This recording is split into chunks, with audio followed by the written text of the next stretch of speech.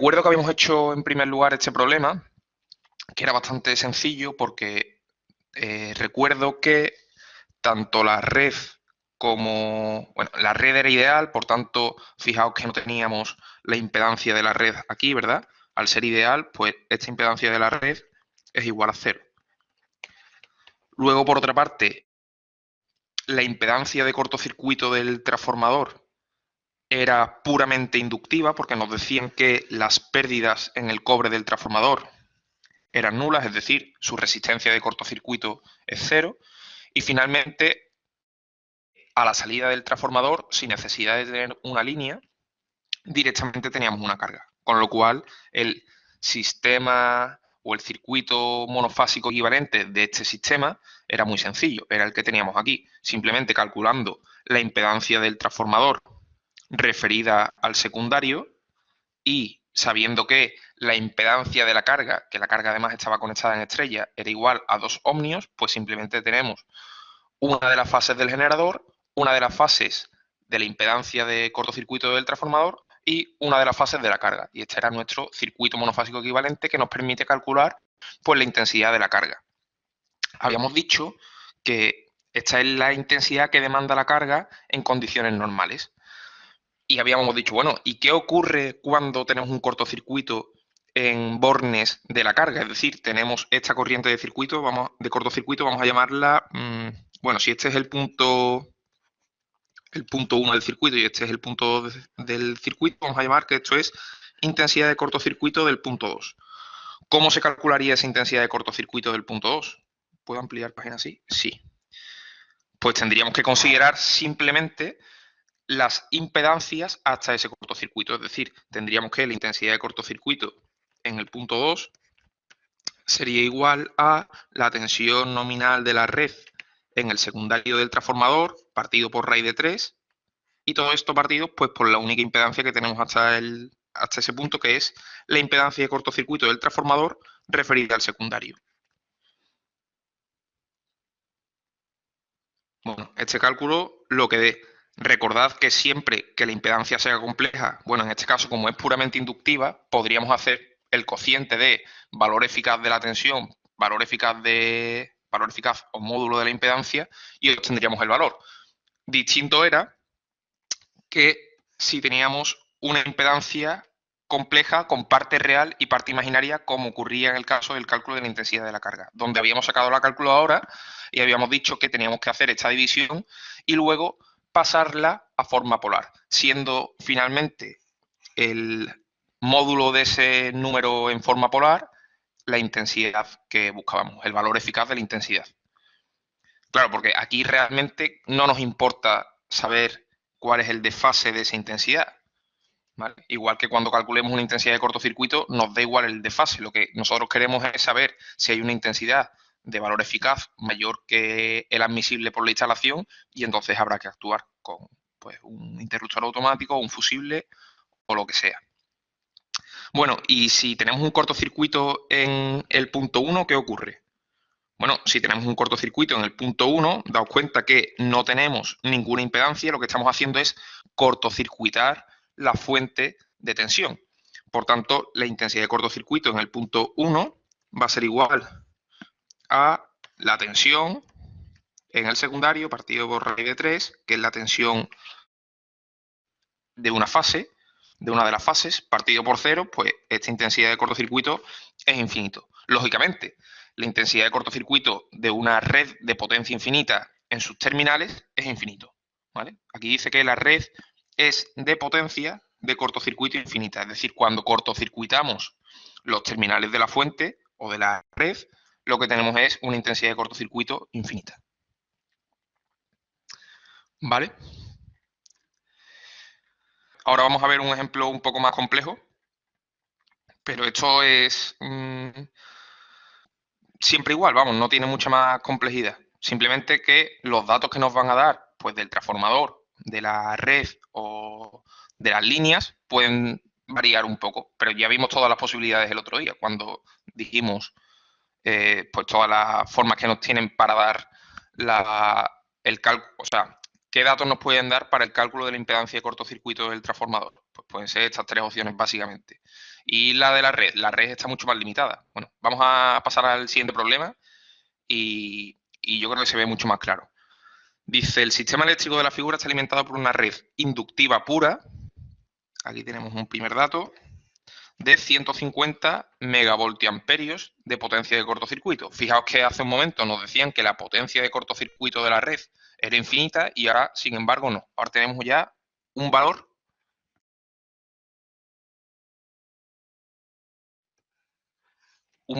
que no es infinito. Es decir, que la red va a tener una impedancia y además me están diciendo que la red, pues, es puramente inductiva. Los datos del transformador y de las líneas trifásicas 1 y 2 se especifican sobre el esquema unifilar. En estas condiciones se pide calcular la impedancia compleja de la red en el lado de 400 voltios. Muy bien. Bueno, eso lo dedujimos el otro día, pero vamos a hacerlo de nuevo. Al final, la red, como la modelamos por su equivalente Thevenin, lo que vamos a tener es simplemente pues, una fuente de tensión en serie con una impedancia. Esta impedancia la podemos referir al primario o al secundario, ¿verdad? Y esto sería, bueno, en función de si vamos a trabajar en el primario o en el secundario, diremos que esto es la tensión nominal de la red en el primario o en el secundario. Fijaos que para saber dónde bueno, es que me están diciendo dónde queremos calcularla. La queremos calcular en el lado de 400 voltios. ¿Por qué? Porque luego me va a pedir calcular las corrientes de cortocircuito, todas ellas en el lado de baja tensión. Por tanto, necesitaré todas las impedancias referidas al lado de baja tensión. Por tanto, lo que vamos a hacer es, aquí podríamos poner la tensión nominal del primario, pero si queremos calcular la impedancia de la red referida al lado secundario, pues lo que ponemos es tensión nominal en el secundario, partido raíz de 3. Entonces, decíamos que si cortocircuitamos los terminales de la red, ahí tendremos una intensidad de cortocircuito que vendrá determinada por la potencia de cortocircuito de la red, que es lo que me estaban dando antes. La potencia de cortocircuito de la red no es más que 150 megavoltios amperios. Esta potencia de cortocircuito es raíz de 3 veces si trabajamos con tensiones e intensidades nominales, U sub n, como estamos referidos al secundario, pues al secundario, por la intensidad del cortocircuito. Y esta intensidad de cortocircuito va a ser igual a la tensión nominal en el secundario partido raíz de 3 y todo ello partido por la impedancia de la red. Dicho o visto desde el lado secundario, ¿vale? Todos estos son números complejos. Si sustituimos aquí, esto nos queda raíz de 3 veces tensión nominal en el secundario por tensión nominal en el secundario partido raíz de 3 y partido por la impedancia de la red en el secundario. De forma que este raíz de 3 con este raíz de 3 se me va y me queda tensión nominal en el secundario al cuadrado partido por la impedancia de la red en el secundario.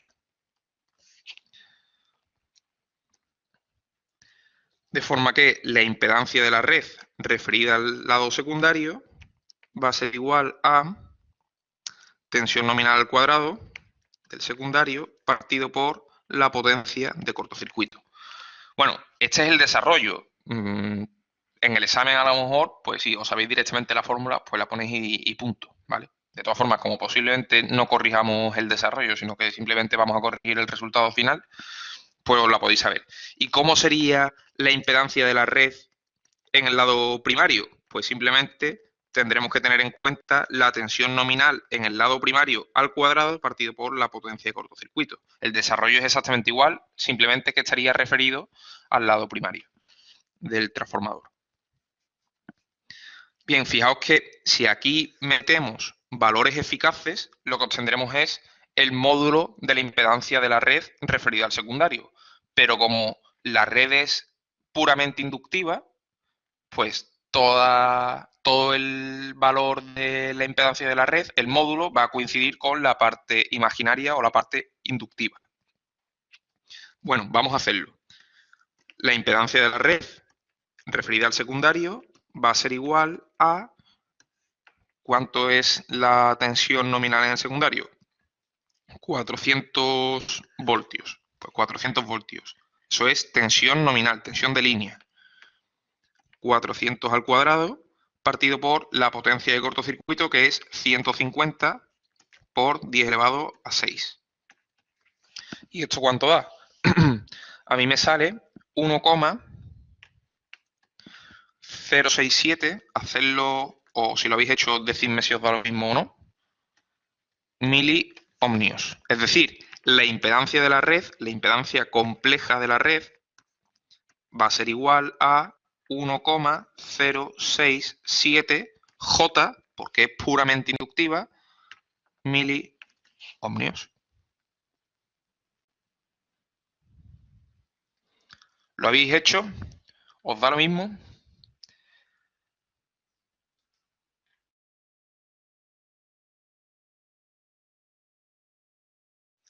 ¿Sí? Vale, ¿alguna duda con esto? No. El desarrollo ya lo vimos el otro día y simplemente, pues al final es aplicar una formulita, no tiene más. Entonces, una vez que hemos calculado la impedancia compleja de la red en el lado secundario, ahora pues tendremos que calcular la impedancia compleja del transformador, también referida al secundario, y las impedancias de las líneas. Es verdad que cuando hemos hablado de modelos no hemos introducido cuáles son las impedancias de las líneas, pero ahora las vamos a ver. Entonces, en primer lugar, el transformador. Y fijaos que nos dan como dato la impedancia, la caída de tensión porcentual de cortocircuito en toda la impedancia de cortocircuito y, por otra parte, las pérdidas nominales de cortocircuito en el cobre. Entonces, recordando lo que vimos el otro día, las pérdidas en el cobre, que es lo más directo aquí, apartado 2, las pérdidas nominales en el cobre,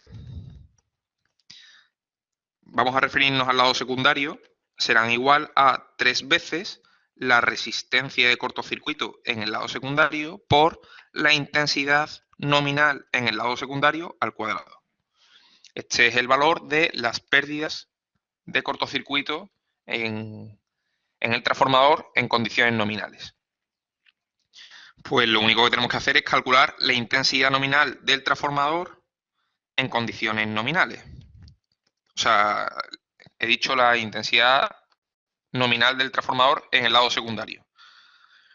Entonces, potencia nominal del transformador, potencia aparente nominal, es igual a raíz de 3 veces tensión nominal por intensidad nominal. Y si me quiero referir a un devanado en concreto, en este caso al secundario, pues digo que tanto la tensión como la intensidad del transformador se refieren al lado secundario. Obviamente, la potencia nominal es idéntica en el lado primario que en el lado secundario.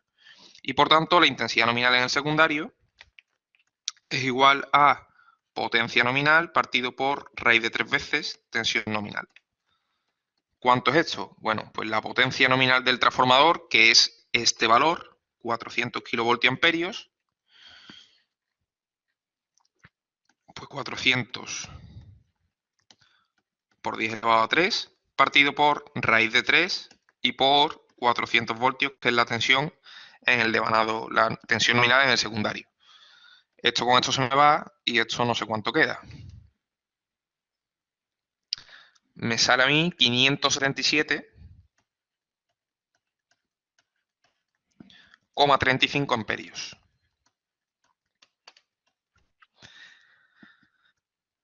De forma que, ya sustituyendo en esta ecuación, podemos decir que la resistencia de cortocircuito referida al secundario es igual a la potencia de cortocircuito nominal en el cobre. Bueno, aquí he puesto en el devanado secundario, pero realmente esa potencia de pérdidas es idéntica en el secundario que en el primario.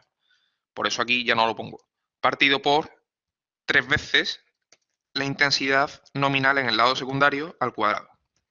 Y esto es igual a, las pérdidas son de 4,6 kilovatios, 4,6 por 10 elevado a 3, partido por 3 veces la intensidad nominal del devanado secundario, 577,35 al cuadrado. Y esto a mí me da 4,6 miliohmios. ¿Vale? Ya tenemos la parte real de la impedancia del transformador referida al lado secundario. Para que el PDF luego no quede demasiado largo, lo que voy a hacer es duplicar esta página y seguir en la siguiente página. Duplicar. Y ahora lo que voy a hacer aquí es borrar tinta. Eso es. ¿Veis cómo esto sí lo controlo mucho más que la pizarra de la escuela? ¿Eh? Claro, porque con esto llevo un año exactamente y con la pizarra de la escuela llevo una clase. El 26 de marzo la siguiente. Bueno, entonces, ya habíamos calculado la resistencia de cortocircuito en el devanado secundario del transformador. Hemos dicho que esto era 4,6 miliohmios. Y ahora lo que vamos a hacer es calcular, o lo que tendríamos que calcular es la reactancia de cortocircuito en el lado secundario. Para ello, lo que nos están dando es la caída de tensión porcentual de cortocircuito en toda la impedancia de cortocircuito del transformador. Y esto lo habíamos desarrollado el otro día, epsilon sub cc no era más que la impedancia de cortocircuito referida al primario o al secundario, en este caso nos interesa el secundario, por la intensidad nominal del lado secundario partido por la tensión nominal del secundario partido raíz de 3. Y esto todo multiplicado por 100. De forma que si sustituíamos aquí, recuerdo que la potencia de cortocircuito, o sea, la potencia nominal del transformador es raíz de 3 veces tensión nominal, intensidad nominal. Esto es impedancia de cortocircuito en el devanado secundario por potencia nominal partido por raíz de 3 veces U sub n2 por U sub n2 partido por raíz de 3. De forma que el raíz de 3 con el raíz de 3 se me va, multiplicado por 100 todo esto, y esto es finalmente ZCC2 por Sn partido por U sub n2 al cuadrado multiplicado por 100. De forma que de aquí podríamos despejar la impedancia de cortocircuito en el devanado secundario. ¿Qué es lo que vamos a hacer? Pues la impedancia de cortocircuito en el devanado secundario va a ser igual a tensión nominal del secundario al cuadrado por epsilon cc partido por 100 y partido por la potencia nominal del transformador. Si sustituimos, estos son 400 voltios al cuadrado. Epsilon me han dicho que es 4%, es decir, aquí va un 4, partido por 100 y partido por, esto era 400 kilovoltios amperios, si no recuerdo mal. 400 kilovoltios amperios, eso es. Muy bien, ¿y esto cuánto da? Pues ni idea. Este 400 al cuadrado se me va con este 400, este 100 se me va con este 100, 16 partido 10 elevado a 3, pues 0,016. ¿Sí o no?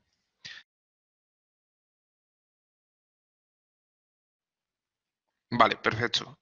Muy bien, una vez que tenemos la resistencia de cortocircuito referida al secundario y la impedancia de cortocircuito también referida al secundario, lo que podemos hacer es, bueno, sabiendo que la impedancia compleja es igual a la resistencia de cortocircuito más J por la reactancia de cortocircuito referida al secundario, fijaos que una impedancia se puede representar por el triángulo complejo, ¿verdad?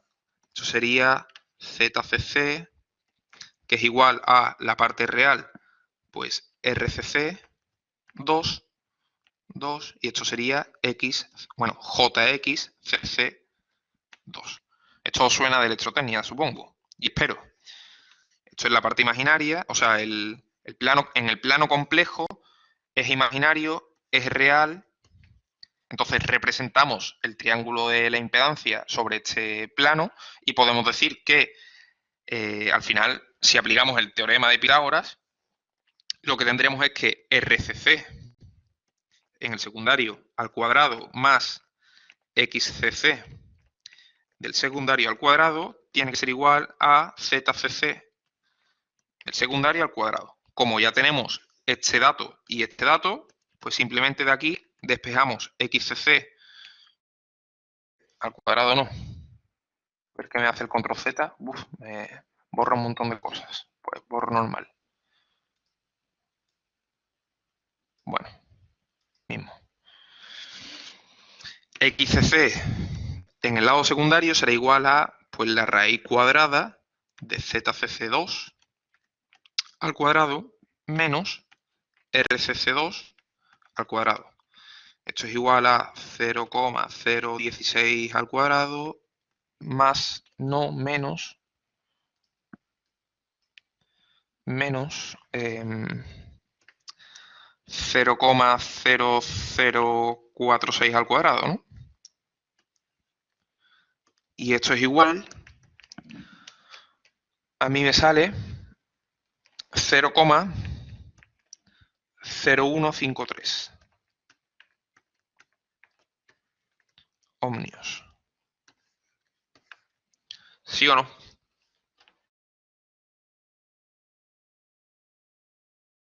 Entonces, la impedancia de cortocircuito compleja, pues va a ser de la forma 0,0046 más 0,0153 J ohmios.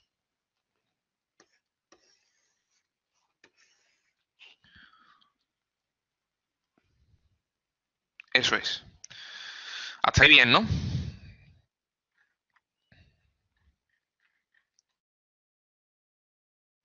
Todo bien, muy bien. Duplico de nuevo. Sé que al final esto, el PDF queda más largo, pero creo que queda más, por mi experiencia lo digo, que queda mejor así que si no en el PDF hay que empezar a hacer zoom y bueno, ahora tiene calidad suficiente como para hacer todo el zoom que queramos, pero prefiero duplicar y borrar tinta. Venga, pues ahora entonces lo que nos faltaría es las impedancias de las líneas. Bueno, para ello, fijaos que por cada una de estas dos líneas, son dos líneas trifásicas,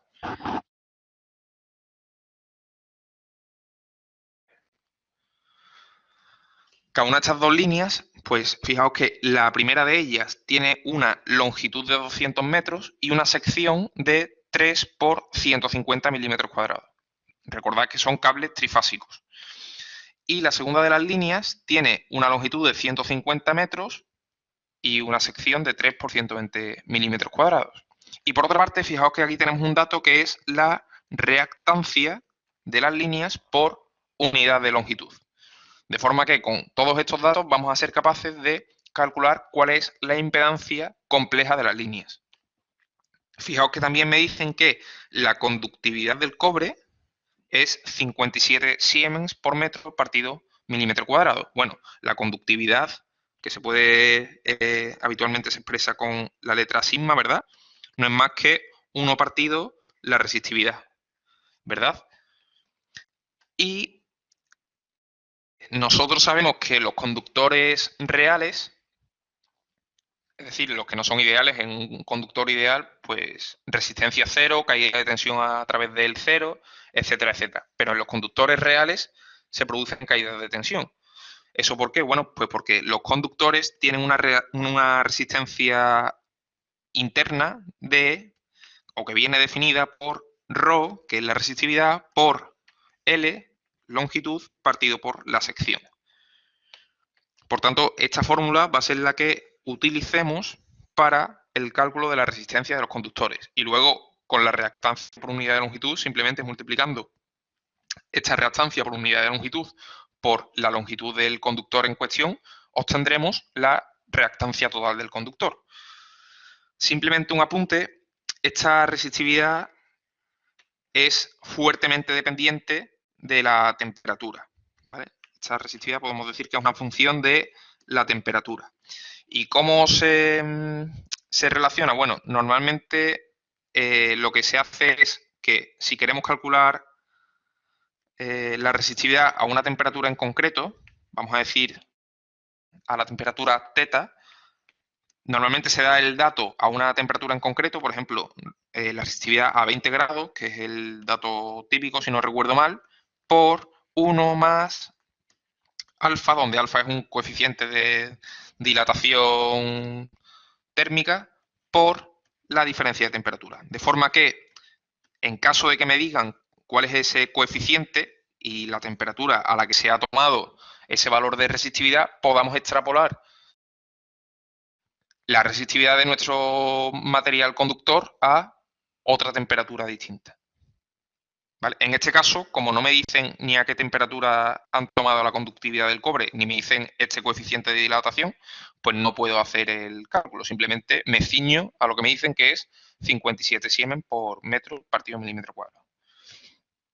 Entonces, para el conductor 1, vamos a empezar por el cable 1.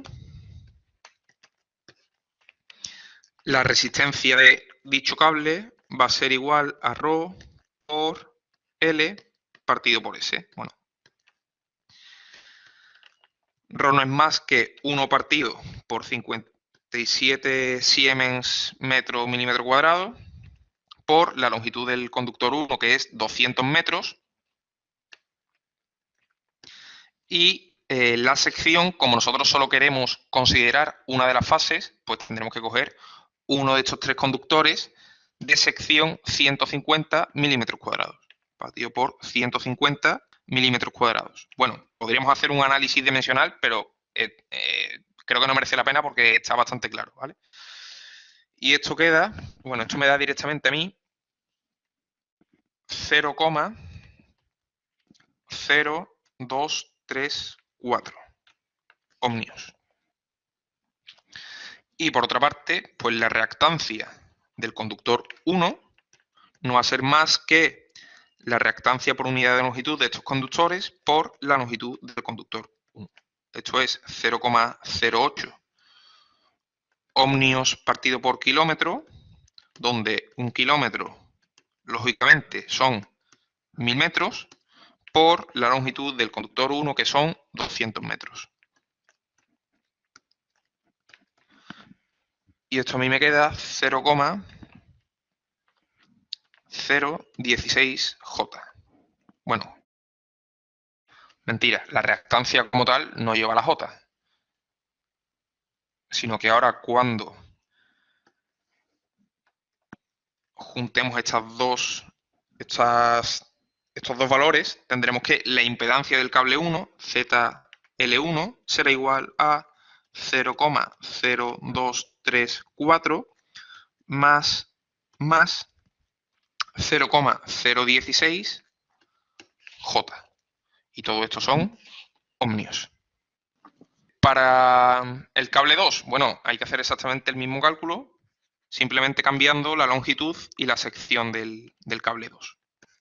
Entonces, R2, pues ρ por L2 partido por S2, 1 partido 57, por la longitud del cable 2, 150, partido por 120. Entonces me queda 0,0219.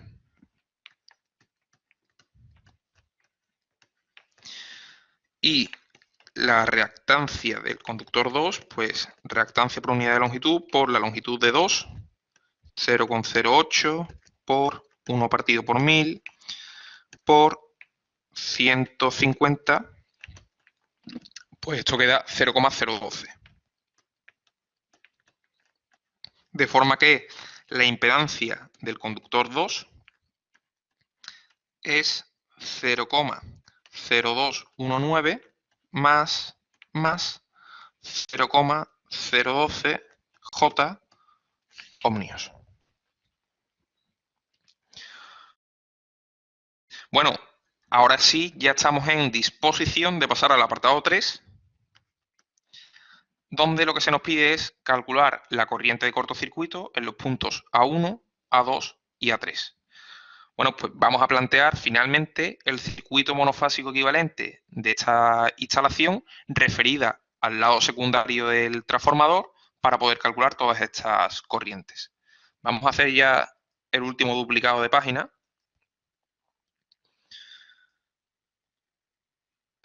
Borrar tinta. Muy bien.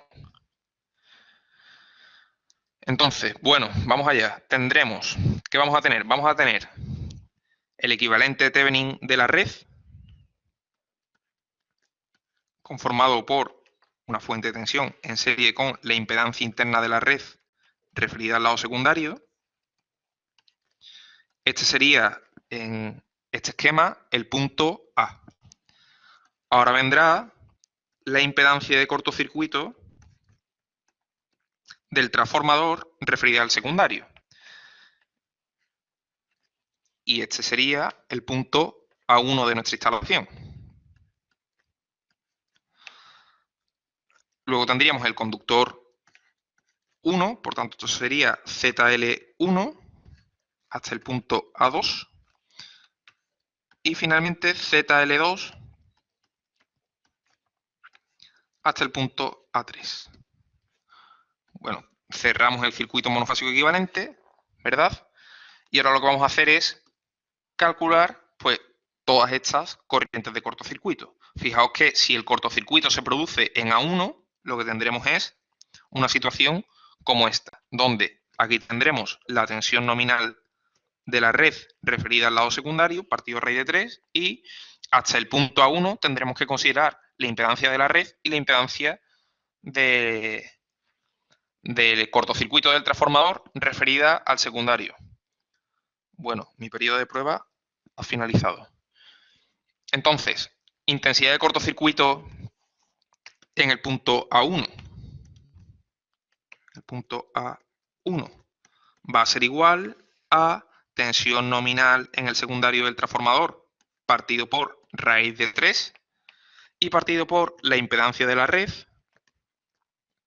Fijaos que todos estos números son complejos, más la impedancia de cortocircuito del trafo referida al secundario.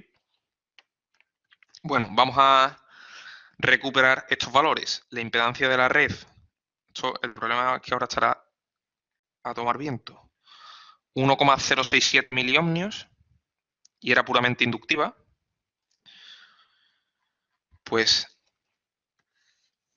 1,067 por 10 elevado a menos 3 J, más la impedancia de cortocircuito del trafo, la tengo aquí, 0,0046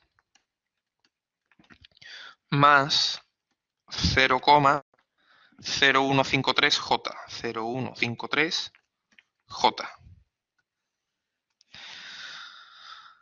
Y la tensión nominal de la referida al secundario, pues 400 partido raíz de 3. Y aquí necesariamente sí que tenemos que sacar la calculadora, meter las impedancias pues con su parte real y su parte imaginaria. No sé si saqué la calculadora esta de la simulación esta. Bueno, la voy a sacar sin que sirva de precedente. Esto no, esto cuando lo hice yo. En el curso 2020-21, electrotecnia, Casio. Vale. Venga, entonces. Esto sería, a ver, que yo no veo desde aquí. Así, aquí lo tengo ahora. 400 partido por raíz de 3. Me voy para abajo y esto es 1,067 exponente menos 3 multiplicado por J más 0,0046 más 0,0153 por J. Creo que lo he metido bien. Me da este valor, que fijaos que es 3.675,37 menos 13.077 J, pero claro, esto no nos dice nada porque está en forma binomial. ¿Qué hacemos? Bueno, pues Shift Complex y la opción 3 nos permite pasar a forma polar. Y nos queda que esto es 13.583,8 con este desfase. Bueno, ¿a mí qué es lo que me interesa? A mí lo que me interesa es el valor eficaz de esta corriente, porque el desfase me da absolutamente igual. Lo que yo quiero es saber cuál es el valor eficaz de la corriente. Pues el valor eficaz de esta corriente es, lo pasamos a kiloamperios, 13,58 kiloamperios. En fin, bueno, que yo os invito a que lo hagáis de esta forma, que creo que es más sencillo y hay menos posibilidad de confusión. Ya hemos calculado la intensidad de cortocircuito en el punto A1, vamos a calcular ahora la intensidad de cortocircuito en el punto A2. Pues será similar a la que acabamos de calcular, simplemente que tendremos que añadir la impedancia de la línea 1, que también va a contribuir a reducir esta intensidad de cortocircuito en el punto A2. Es decir, la intensidad de cortocircuito en A2, 100%, va a ser más pequeña que la intensidad de cortocircuito en el punto A1. Cuanto más lejos se produce el cortocircuito de los terminales de la fuente o de la red, más pequeña será esa intensidad de cortocircuito, porque todos los elementos que nos vamos encontrando contribuyen a disminuir esa intensidad de cortocircuito. Pues en A2 hemos dicho que tendremos que considerar la impedancia de la red referida al secundario, la impedancia de cortocircuito del transformador referida al secundario y además la impedancia de la línea L1.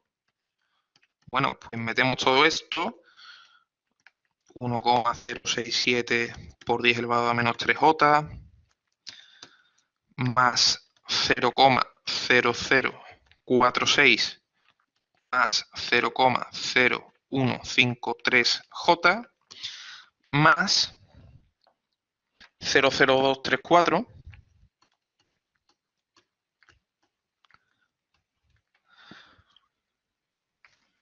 más 0,016 J. Y esto es 400 partido por raíz 3. Y esto ya no lo vamos a hacer con la calculadora porque no merece la pena.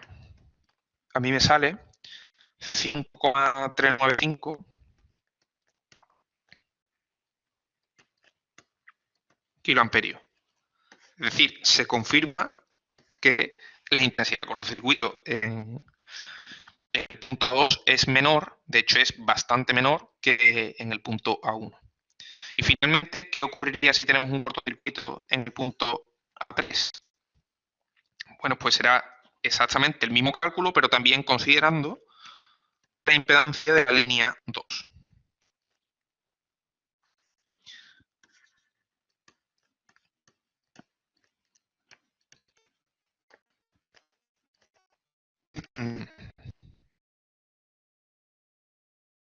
Más Z de cortocircuito en 2 más Z L1 más Z L2.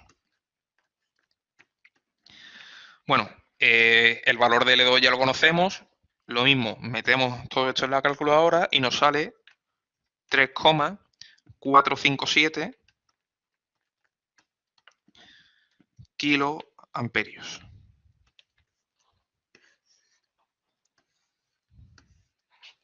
¿Habéis hecho el cuestionario este? No sé si tenéis alguna duda o vamos viendo todos o saco encuestas para ver qué pensáis vosotros en el chat este o qué hacemos. No sé, algo dinámico. Me apetece algo dinámico, que para eso es viernes por la mañana.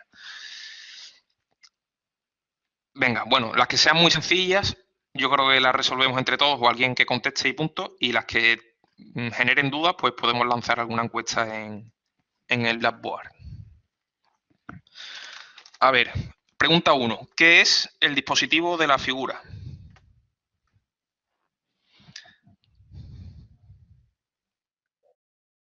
Eso es un seccionador. Muy bien. Un seccionador porque, bueno, aquí lo que pasa, lo estamos viendo en condición de cerrado, quizás sería más fácil para nosotros verlo en posición abierto, pero es un seccionador. De hecho, no sé si utilizamos exactamente la misma figura para presentarlo en el tema 2. ¿Vale? Quizás es característico estas cadenas de aisladores típicas de los seccionadores, ¿vale? Estaba claro que el interruptor automático no era, interruptor en carga tampoco, interruptor seccionador. Bueno, interruptor seccionador sí podría ser, ¿no? Pero no lo es un seccionador, ¿vale? Tampoco es que se pueda decir mucho más. Bueno, el siguiente, ¿qué es? Aparte del interruptor de nuestra casa.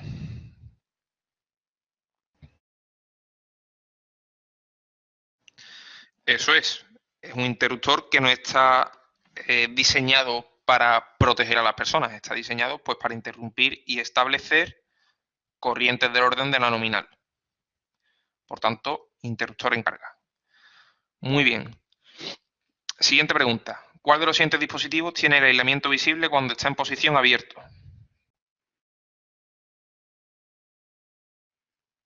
Sí, que de hecho está duplicado. Pues el B y el F, que es la misma. ¿Vale? Todas las demás, pues como hemos visto, no te indican de forma visual si está en posición abierto o cerrado. Es de hecho la principal característica de los seccionadores. Venga, de momento facilito, ¿no? Siguiente pregunta, la 4. ¿El disparador magnético de un magnetotérmico es de tiempo inverso, dispone de una lámina de bimetal o es rápido?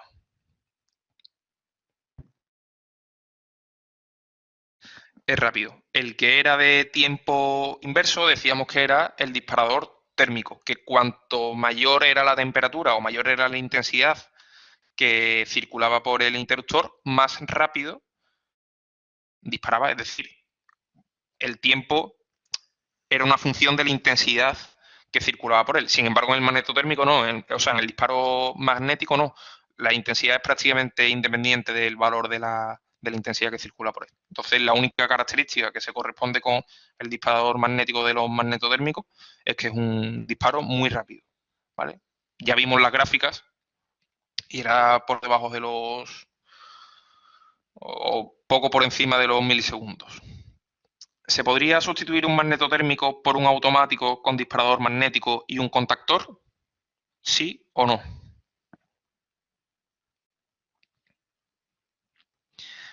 ¿Cómo se pueden pensar este tipo de preguntas? Pues pensando en las funciones de cada uno de estos dispositivos. El magnetotérmico, ¿qué hace? Bueno, pues da la función de maniobra, pero sobre todo da la función de protección frente a sobrecargas y frente a cortocircuitos. Entonces, si sustituimos este magnetotérmico que tiene funciones de protección frente a sobrecargas y frente a cortocircuitos por un automático solo con un disparador magnético, esto hace que el automático con disparador magnético proteja frente a cortocircuitos, pero no tendremos la parte del magnetotérmico que protege frente a sobrecargas. Es decir, esta función sí la tendremos cubierta, pero el contactor, recuerdo que lo que hace es abrir y cerrar muchas veces corrientes del orden de la nominal.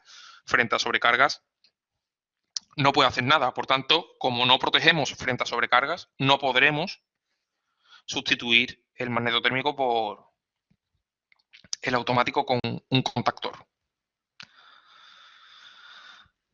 Venga, pregunta 6. ¿Un fusible es un dispositivo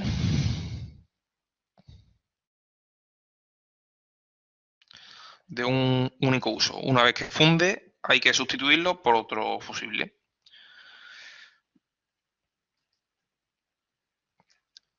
Venga, 7. Para entender un automático con disparador diferencial, necesito repasar la primera ley de Kirchhoff. O no necesito repasar la primera ley de Kirchhoff.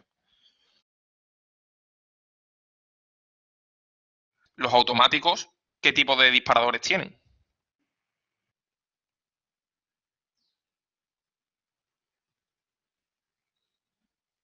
¿Vale?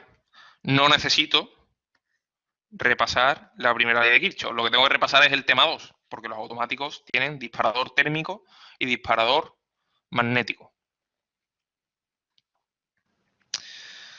Bueno, pregunta 8. El circuito de la figura sufre un cortocircuito marcado por un rayo, es decir, aquí, en esta parte de la instalación. Ante este evento podemos decir que la instalación está correctamente diseñada. Y ahora aquí se nos ponen tres opciones. Bueno, fijaos que nosotros habíamos dicho que... Vale, eso es. Estos dispositivos que tenemos aquí son interruptores automáticos. Nosotros habíamos dicho cuando los presentamos que el símbolo para representarlos era este, ¿verdad? Que lo podemos ver en esta parte. Y luego este otro símbolo que tenemos por aquí, lo que indica es que tiene disparo térmico, que es este cuadrado, y disparo magnético, ¿vale? Es una forma de representar que tiene ambos disparadores. Esto simplemente para que lo sepáis. Si os encontráis por ahí un interruptor automático, que sepáis que esto da información sobre el disparo térmico y el magnético. Entonces tenemos esta instalación de la que parten 4 líneas, cada una de ellas equipadas en su cabecera por un interruptor automático con disparador térmico y magnético. Entonces, la pregunta es, ante este cortocircuito, ¿podemos decir que la instalación está correctamente diseñada? Sí, no, o depende de qué interruptor despeje el fallo. Si el A o el B.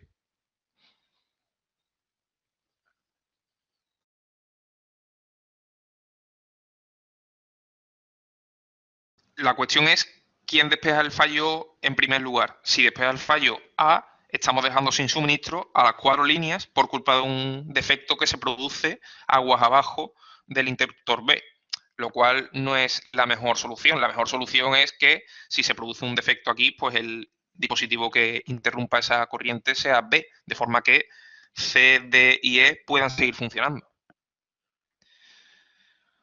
Bueno, la 9. Los fusibles tienen un poder de corte muy bajo en comparación con otros tipos de paramenta. Falso, efectivamente. De hecho, los fusibles tienen un poder de corte muy alto, casi los más altos de todos. Bueno, ya estamos acabando. A ver, dice... El arco eléctrico es un fenómeno deseable. Bueno, aquí ya podríamos descartarlo, ¿no? Ya que ayuda a indicar la actuación del dispositivo en el que se forma, además de limpiar los contactos de residuos que se hayan podido acumular. Bueno, completamente falso, ¿no?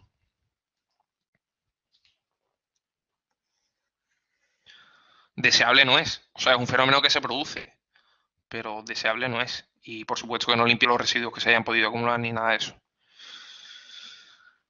Bueno, y el último, que es un poco más de aplicación, de hecho, esto ya lo hicimos en la clase presencial, dice, según la figura adjunta, para un pequeño interruptor automático tipo D, de 50 amperios de corriente nominal, ante una intensidad de 750 amperios, puede actuar el disparador de retraso independiente en menos de 50 segundos. 50 milisegundos, perdón.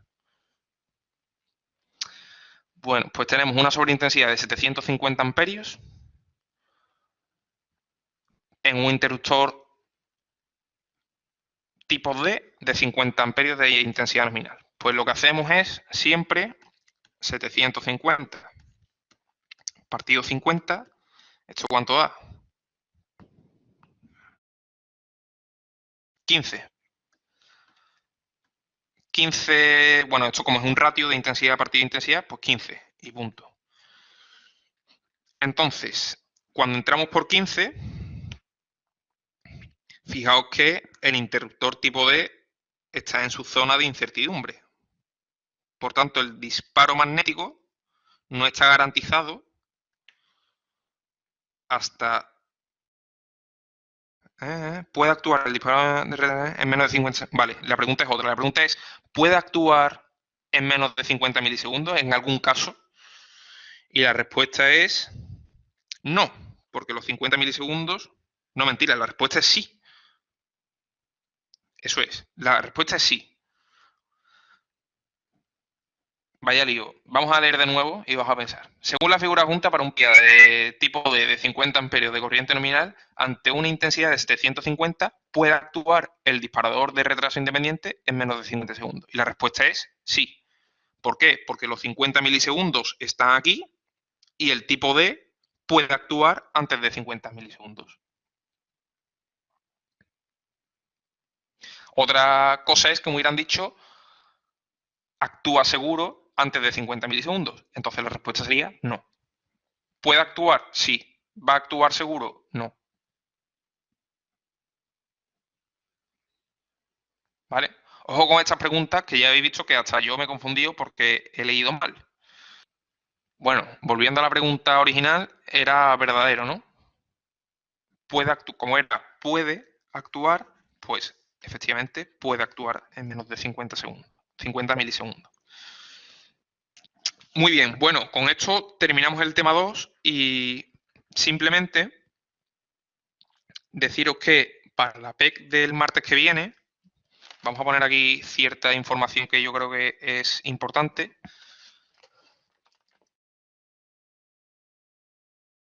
PEC 1, día 16 de marzo de 2021 a las 8:30 horas. Recuerdo que es modalidad telemática. Aspectos a tener en cuenta. Bueno, duración del examen. 25 minutos. ¿Es poco? Bueno, no, porque tampoco va a haber muchas preguntas. Tipo de preguntas.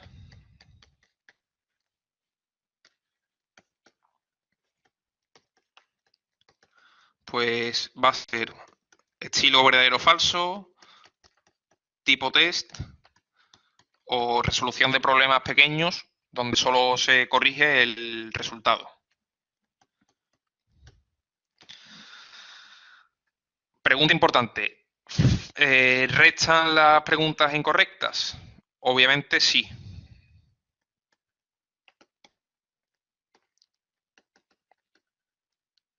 Bueno, obviamente sí en las preguntas de verdadero o falso o de tipo test, en las que ponemos un resultado numérico, si te equivocas no te resta, obviamente. ¿En qué proporción van a restar? Bueno, pues van a restar en la proporción de que si tú respondes todo aleatoriamente, tengas un 0, ¿no? Es decir, que si la pregunta es de verdadero o falso, una bien resta una mal, y si la pregunta es tipo test con 3 opciones, una 3 mal resta una bien. Básicamente. ¿Qué más? ¿Qué más? Ah, sí, plataforma. El examen se hará en Moodle Exam. No sé si tenéis experiencia con Moodle Exam. ¿Vale? Creo que ahora, no sé si esto ya era desde el principio de la pandemia o no. Ahora creo que os habilitan el acceso a Moodle Exam el día antes del examen. Es decir, el lunes se supone que ya debéis tener acceso. Así que yo os recomiendo que accedáis el lunes y comprobáis que todo va bien. Os lo recordaré el lunes de todas formas, pero no está de más que lo hagáis, ¿vale? Por si acaso. Y si tenéis cualquier problema, pues nos lo notificáis a mí en este caso, en este grupo, y si no a los otros profesores, y solucionamos el asunto. ¿Qué más? Videovigilancia. Sí.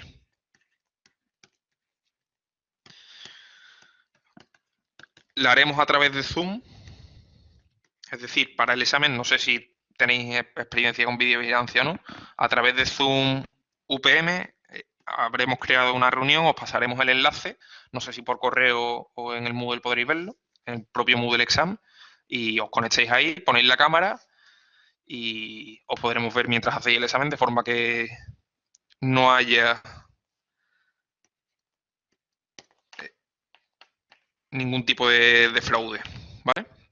En fin, bueno, yo creo que le hemos dedicado ya un buen rato a hablar del examen. No sé si tenéis alguna duda más y si no, pasamos a empezar el tema 3, que solo va a dar tiempo a introducirlo prácticamente.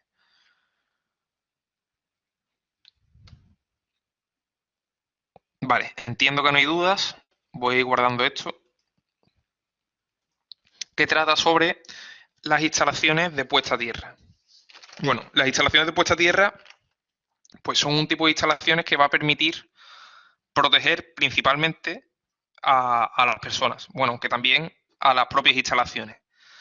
¿De qué? Bueno, pues de los distintos fallos que pueden ocurrir en una instalación. Principalmente, pues defectos de aislamiento, imaginaos también una descarga atmosférica que ponga en tensión un elemento que inicialmente no debería estar en tensión, etcétera. Entonces, este tipo de instalaciones se utiliza principalmente para protección.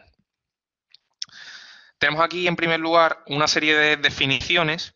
Yo sé que es muchísimo texto, pero también es verdad que si yo me pongo a decir las definiciones de memoria y me pongo a copiar en la pizarra con mi caligrafía, que aquí es bastante peor que en la pizarra normal, pues creo que perdemos mucho tiempo y al final la información no se transfiere de la misma forma. Entonces, he copiado estas definiciones que vienen en el libro y yo creo que es mejor que las leamos y luego saquemos conclusiones sobre ellas.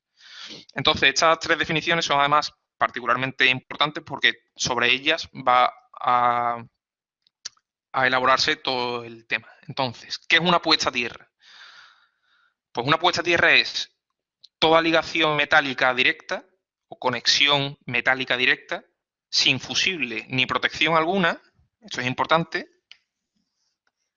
de sección suficiente entre determinados elementos o partes de una instalación y un electrodo o grupo de electrodos enterrados en el suelo. ¿Para qué? Bueno, pues con objeto de conseguir que en el conjunto de instalaciones, edificios y superficie próxima del terreno no existan diferencias de potencial peligrosas y que al mismo tiempo se permite el paso a tierra de las corrientes de falta o las descargas de origen atmosférico. Es decir, es una conexión de algunos de los elementos de la instalación eléctrica directamente a tierra, sin protección. ¿Para qué? Pues para que precisamente a través de esa conexión a tierra circulen las corrientes de defecto.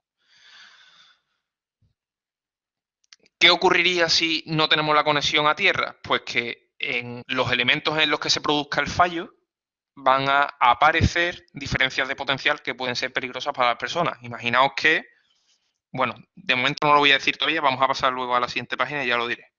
¿Vale? Si tenemos un fallo y la corriente no circula a tierra, lo que ocurrirá es que ese elemento va a estar en tensión y si una persona lo toca, pues va a tener una diferencia de tensión entre su mano y su pie, por ejemplo, porque su mano va a estar a la tensión del elemento y sus pies van a estar a la tensión de la tierra, habrá una circulación de corriente. Siempre que hay diferencia de tensión, hay circulación de corriente. Bien. Bueno, ¿y qué es una masa? Una masa en una instalación eléctrica es cualquier parte conductora accesible de un aparato o instalación eléctrica, que normalmente está aislado de las partes activas, pero que es susceptible de ser puesto bajo tensión como consecuencia de un fallo en las disposiciones tomadas para asegurar su aislamiento. Es decir, ante defectos de aislamiento,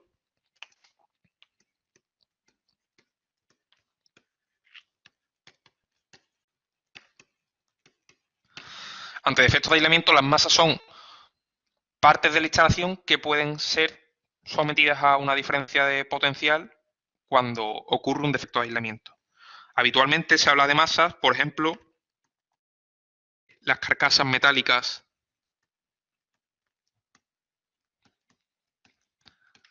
de los electrodomésticos, por ejemplo, es muy típico la de la lavadora, por ejemplo, ¿vale?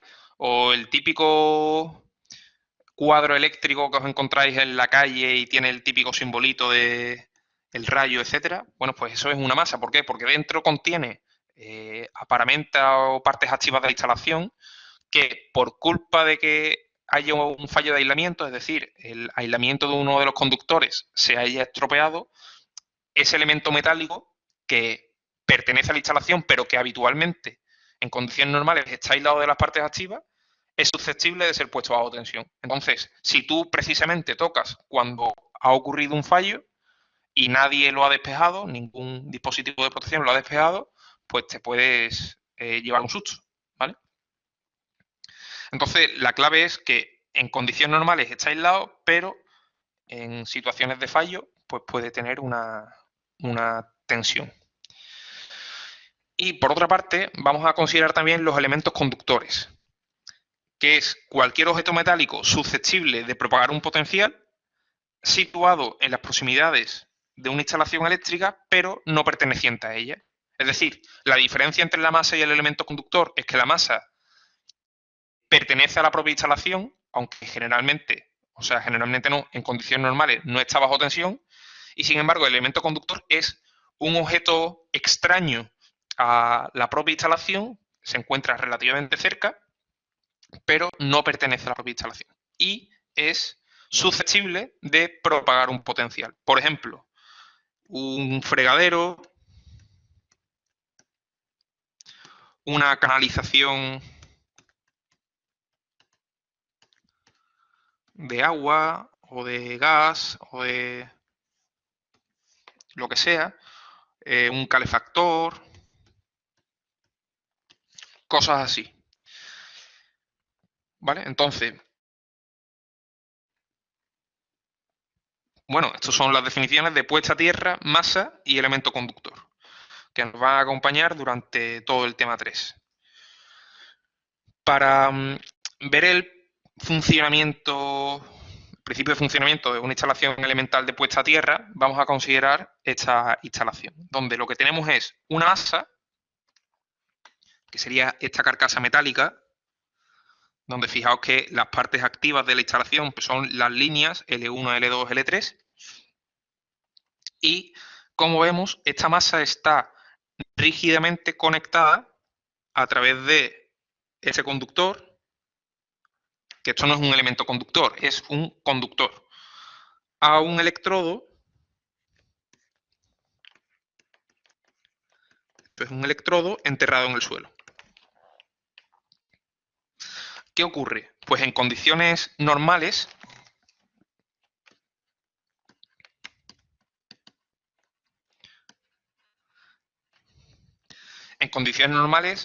se supone que las líneas o las fases L1, L2, L3 tienen un aislamiento perfecto y por tanto la masa está a una tensión, podemos decir que está a una tensión U sub T igual a 0, porque está perfectamente aislada de las partes activas de la instalación.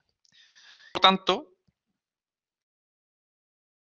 la tensión en el electrodo también es 0. Están eléctricamente conectadas, por tanto, la tensión en la masa es 0, la tensión en el electrodo es U de T igual a 0. Sin embargo, ¿qué ocurre cuando tenemos un fallo en nuestra instalación, un fallo de aislamiento?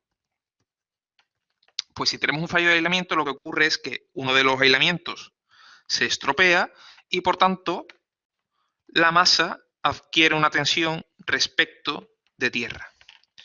Fijaos que si aquí tenemos una tensión que es distinta de 0, como el electrodo también está eléctricamente conectada a la masa, pues también tendrá una tensión distinta de 0. Y por tanto, ¿qué es lo que ocurre? Pues que por esa diferencia de potencial se va a forzar a que haya una circulación de corriente, diferencia de potencial entre la masa y el resto del terreno. El terreno, podemos aquí considerar que tenemos lo que se conoce como tierra de referencia,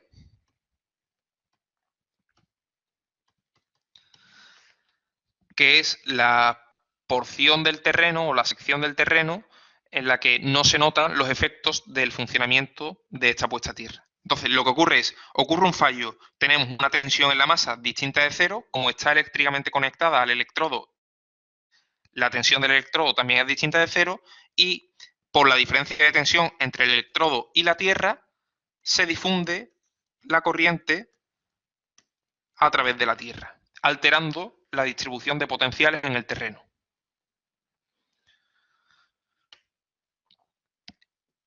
Entonces, la tierra de referencia, que es aquella tierra que no se ve afectada por el funcionamiento de la puesta a tierra, ¿a qué distancia está aproximadamente? Bueno, normalmente se considera que a una distancia de 20 o 30 metros,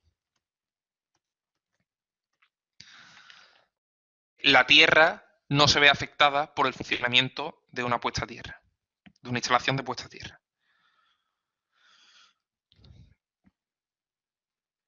¿Vale? Bueno, me he colado un poco con esta pregunta interesante. El lunes la busco y yo respondo y nada, que paséis un buen fin de semana.